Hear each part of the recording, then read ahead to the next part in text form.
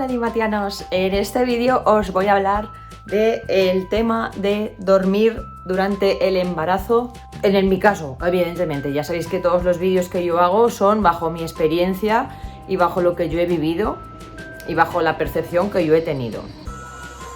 Voy a cerrar la ventana porque se oye mucho la calle y voy a encender el ventilador. En el primer trimestre de embarazo, yo sí que estás como más plof, pero a mí la verdad es que no me costaba dormir.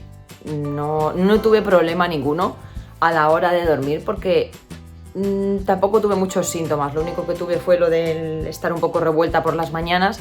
Entonces yo la verdad es que en el primer trimestre dormí muy bien. Sí que de primeras tenía semanas que estaba un poco, lo que digo, como más sin fuerza, más cansada, que me apetecía estar como lo típico que estás en el sofá y te trastocas, te traspones un poco así y te quedas unos minutillos durmiendo.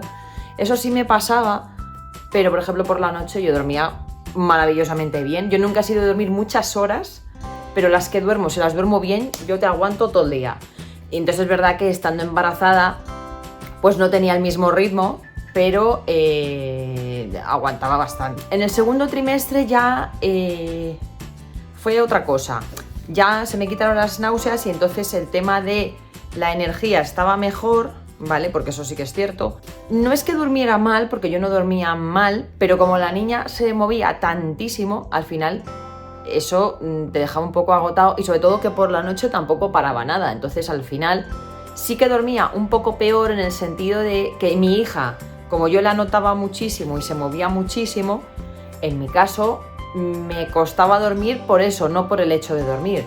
Sé de amigas que como tienen lo de la placenta por delante y tal, notan menos al bebé, entonces claro, si no lo notas tanto, pues no te va a molestar tanto, evidentemente, y si no tienes problemas de otros tipos de efectos del embarazo, pues no te va a andar molestando mucho porque no tienes esas molestias. Para mí lo peor fue el tercer trimestre, o sea, sin duda, fue el peor de todos, porque claro, tú en el tercer trimestre yo ya me planté en una barriga gigante, porque es verdad que yo tuve muchísima barriga. Bueno, yo es que tuve barriga desde el principio, entonces claro, pues según fue avanzando el embarazo, pues eso fue increciendo de una manera apoteósica. Entonces, ¿qué pasa?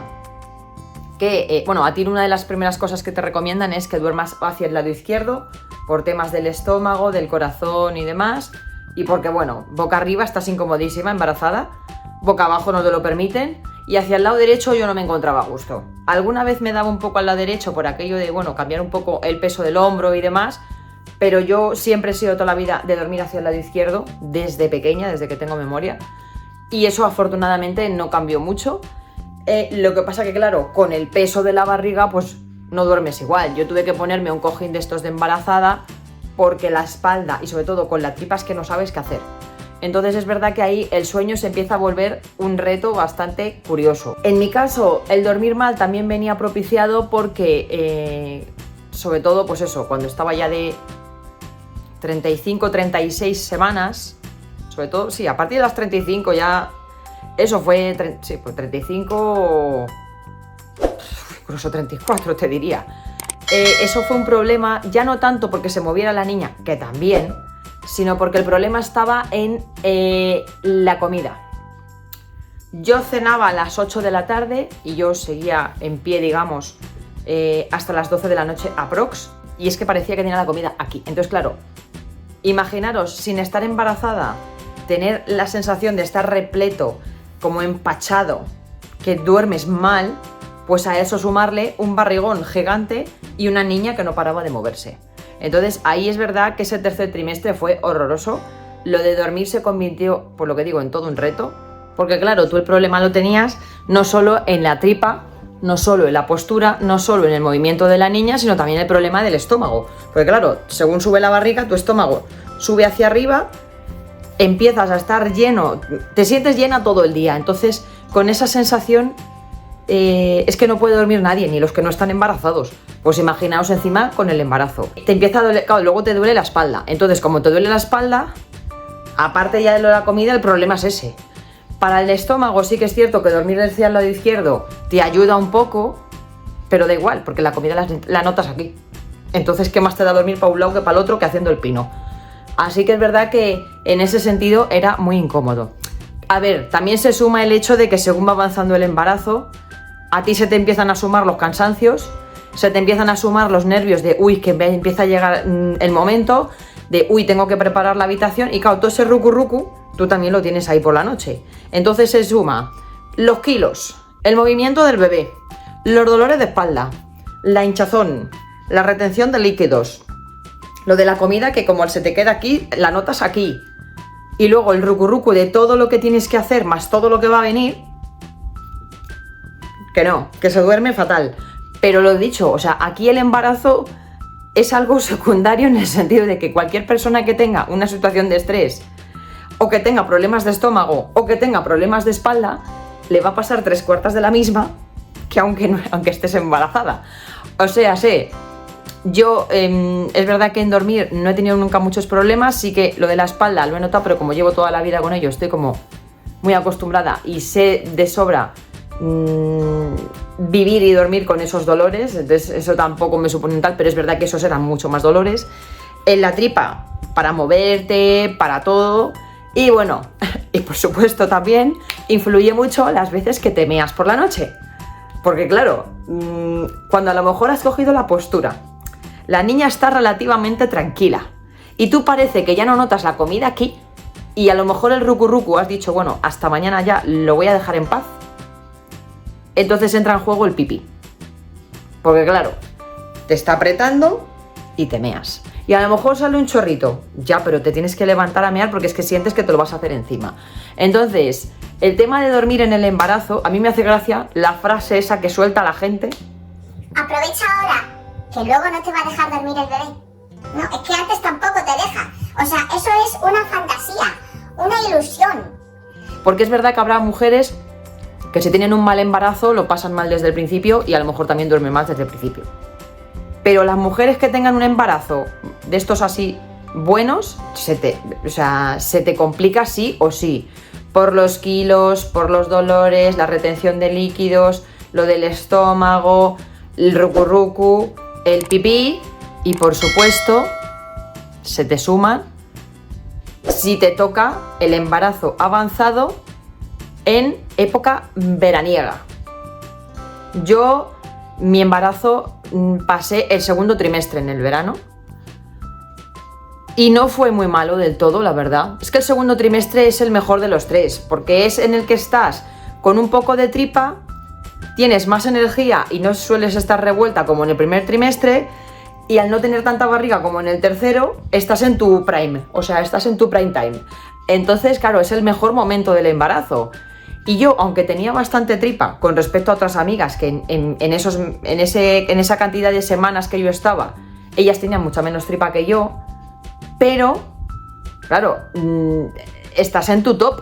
Así que es verdad que ahí es mucho más sencillo que duermas bien porque no tienes tanta barriga. Yo sé de amigas que han tenido el embarazo, o sea, porque parían en septiembre o en octubre, y pobrecillas mías tenían que estar con el aire acondicionado a 16 grados.